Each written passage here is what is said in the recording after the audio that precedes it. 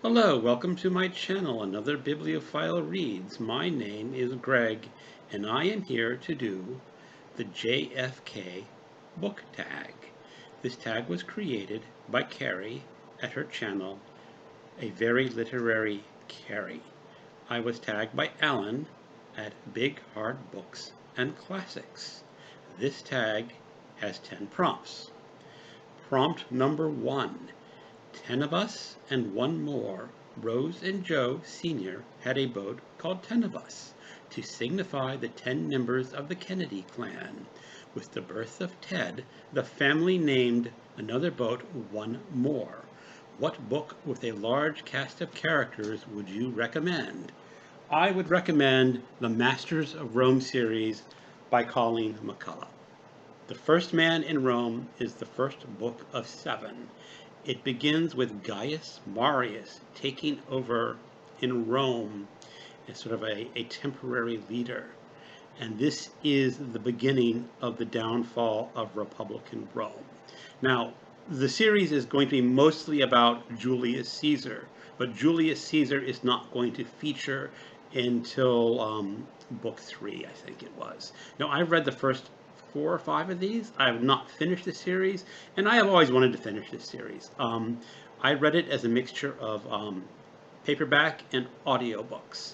And sometime next year, I think I am going to continue with this series. Like I said, there's a large number of characters in this, quite a couple of number of generations in Rome. It is a very detailed on Roman history. As far as I know, it's a very accurate Roman history. I'm not a Roman scholar, so maybe I'm wrong, but she does cite a lot of sources in her books. Prompt number 2, PT-109. What is your favorite book featuring a harrowing survival, rescue, or war story? I have shown this book numerous times, and I probably will show it numerous times again. This is A River of Doubt by Candice Millard. I'm having trouble hearing you. This is about President Theodore Roosevelt after he lost his bid for a third term as under the Bull Moose Party. And he was so distraught at losing, he decided to do something. He went on an exploration on an Amazon river.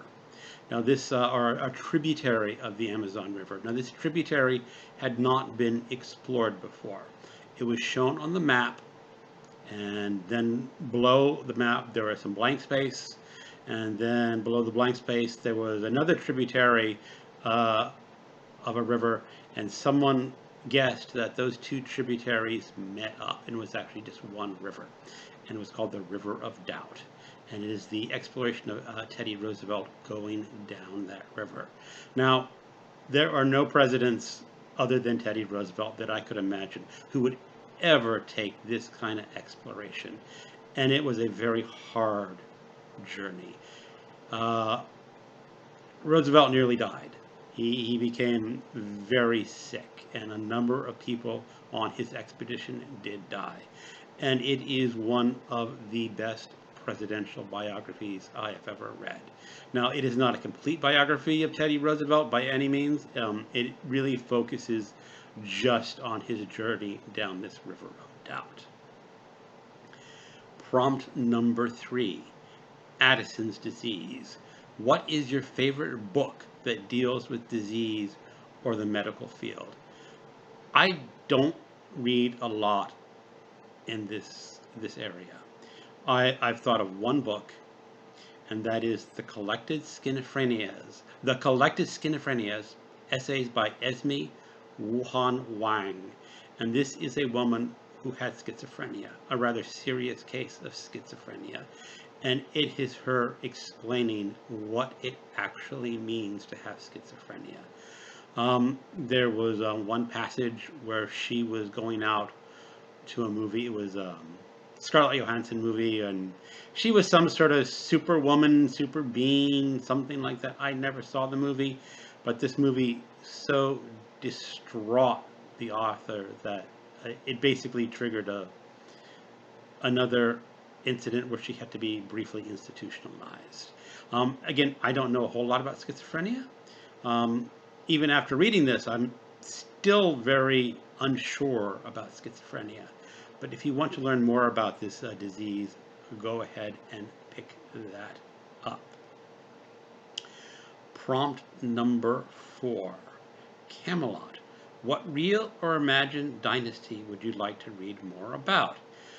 I really don't care about family dynasties, especially real ones. There are no families that I want to follow. There are no families that I care about. Fictional family dynasties, yeah, I do read an occasional family saga, not often. If I were to pick up something in that genre, I would probably pick up a Michener book. I have read Chesapeake by Michener. That was a family dynasty story about life on the Chesapeake. I liked it. I would never even remotely call it one of my favorite books I've ever read, but it was quite entertaining, and it was quite long. I think it's about 1,000 pages long, maybe a little longer.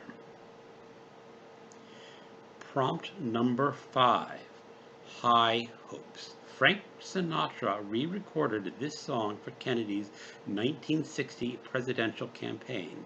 If you ran for office, what would your campaign song be? I am not going to run for office.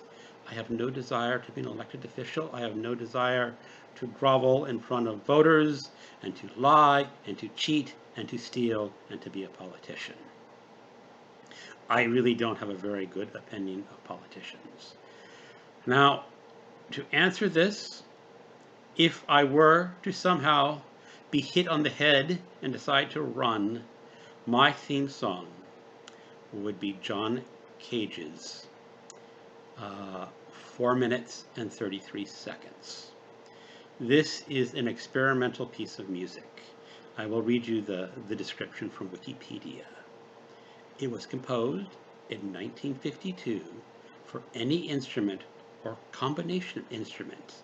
The score instructs the performers not to play their instruments during the entire duration of the piece throughout the 3 movements.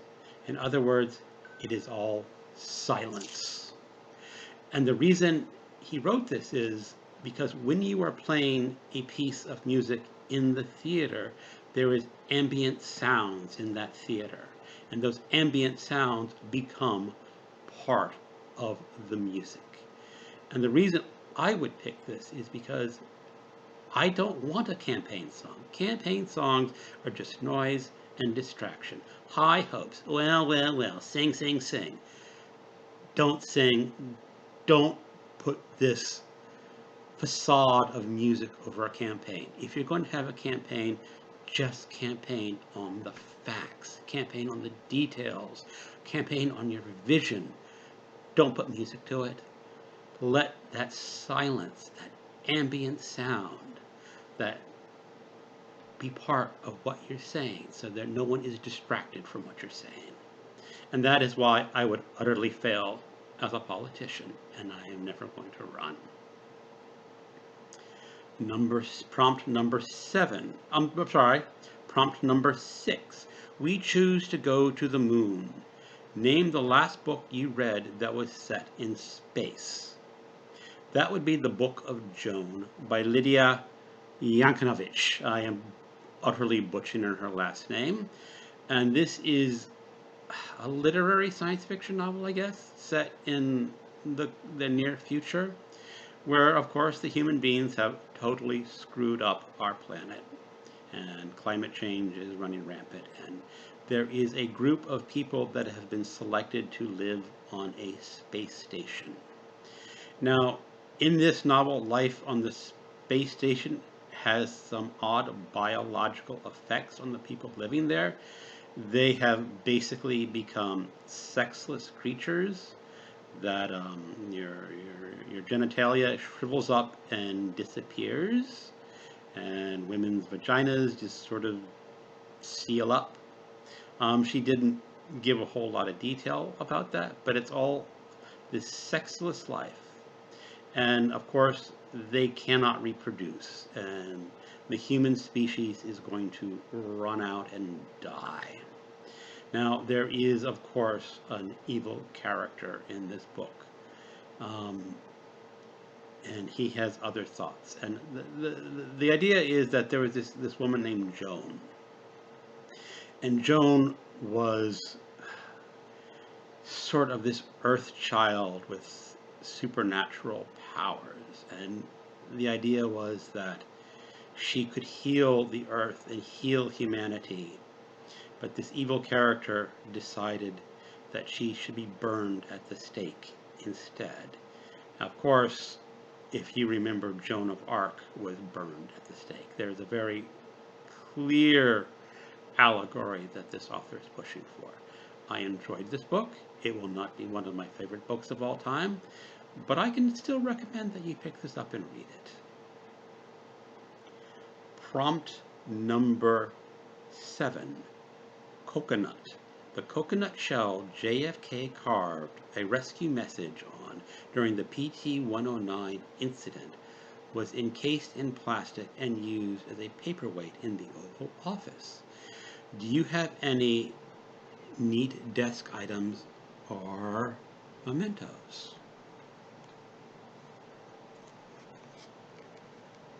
I forgot what these are called. These are just balls that you use when you're thinking at your desk, and you're supposed to twirl them around in your hand.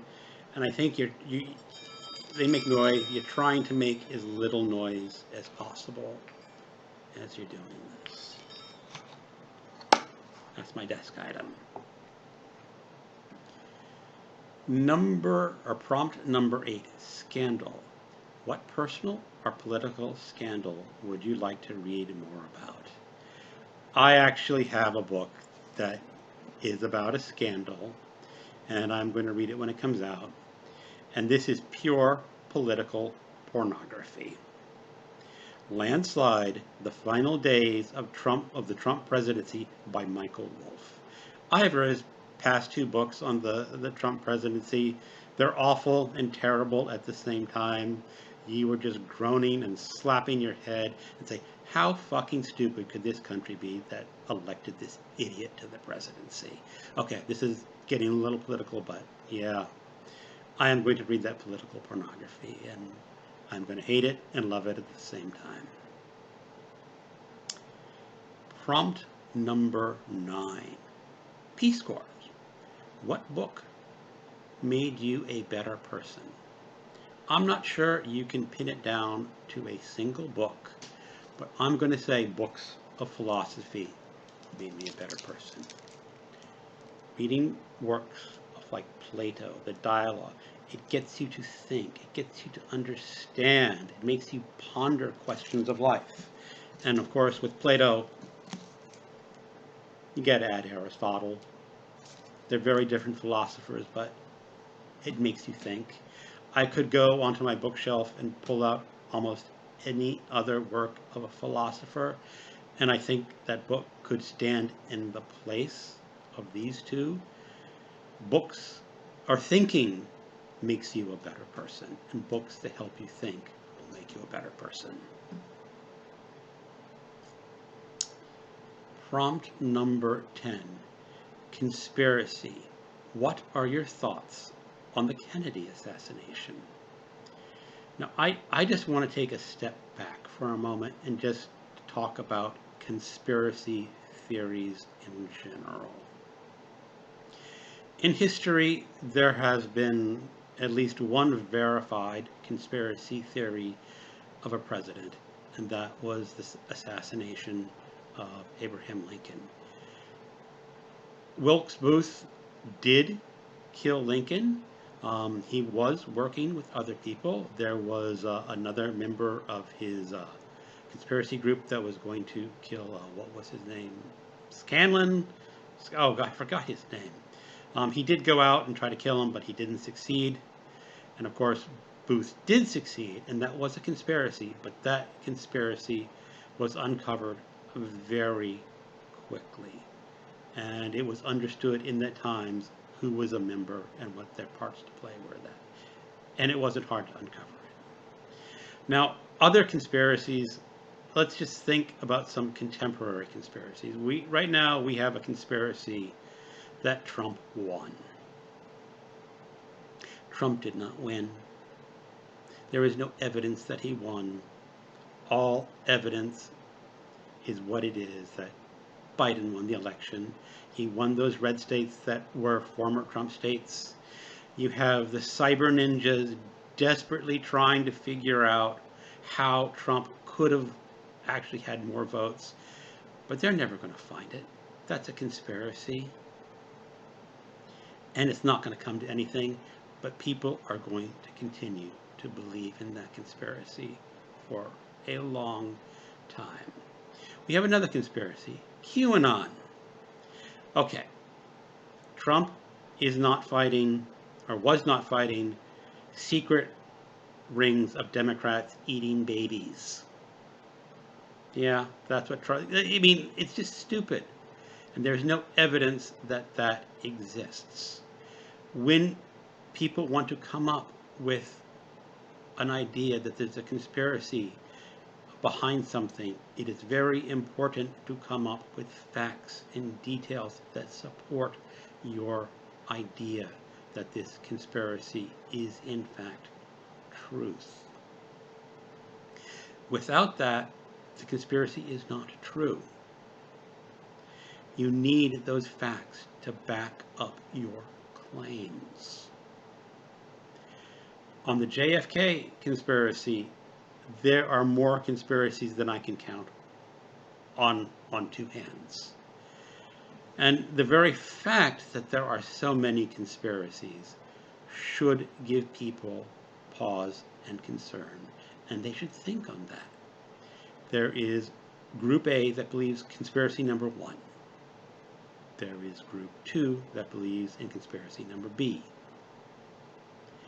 If those conspiracies are not compatible, that means at the very least one of those groups is believing in something false. So belief in false ideas is an absolutely proven phenomenon. People can believe in false things. And in order to get that belief into something true, again, you have to present facts. I know Justin on This Just In did a very good summary on this, and I'm sort of botching mine. But again, you have to go back to what Carl Sagan. When you are examining these facts, you've got to put on your baloney detection kit. What is baloney and what could be truth? Almost all of these conspiracy theories cannot pass the baloney detection kit. You can say, well, it's not proven that there wasn't a shooter on the grassy knoll, therefore it could be true. But if you cannot prove that it's true, there is no rational reason to believe in it, other than it is something that you want to believe in. And that is the crux of these conspiracy theories. People want to believe in something. They don't care that there is no evidence. They do not want to believe that their person lost an election. So they are going to say there is a conspiracy theory. This secret cabal of Democrats changed the votes in these states and made Biden win. And if we just examine these voting ballots hard enough for bamboo fibers, we're going to uncover this conspiracy theory and reverse the election. And that, friends, is complete horseshit.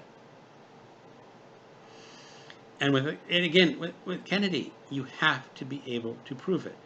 It is now more than 56 years, and there is no concrete, believable evidence that can point to a conspiracy theory. There are a vast number of books you can watch. Vast number of books you can read. There are a vast number of movies that you can watch. And again, what's that famous movie by the JFK assassination? Oliver Stone's. He made an entertaining Hollywood movie. I doubt he made that with pure conspiracy theories in mind. He made a movie that would sell movie tickets. And people buy those movie tickets, and then they think, oh yeah, this conspiracy theory could be true. but there's no evidence to back up that theory. That is why I can go on record and say Lee Harvey Oswald acted alone in assassinating the president, and there is no evidence whatsoever for a conspiracy that people should believe. If someone comes with evidence someday that points to the contrary, yeah, revisit the evidence and it was good. Then you can say, oh, well, maybe there was one. But I'm not betting the farm on that one. Thank you for watching, and have a good evening. Good night.